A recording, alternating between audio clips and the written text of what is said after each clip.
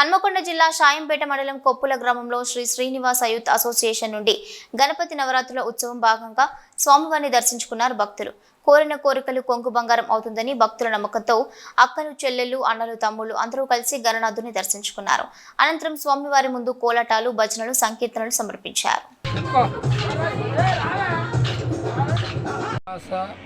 Association youth వారి ఆధ్వర్యంలో గత 10 సంవత్సరాల నుండి రైతు సంఘం బిల్డింగ్ వద్ద నవరాత్రి ఉత్సవాలు ఘనంగా జరుపుకుంటూ ఉన్నారు. అందరూ భక్తి శ్రద్ధలతో మా యొక్క అక్కలు కానీ, చెల్లెలు కానీ, అన్నలు కానీ అందరు కలిసి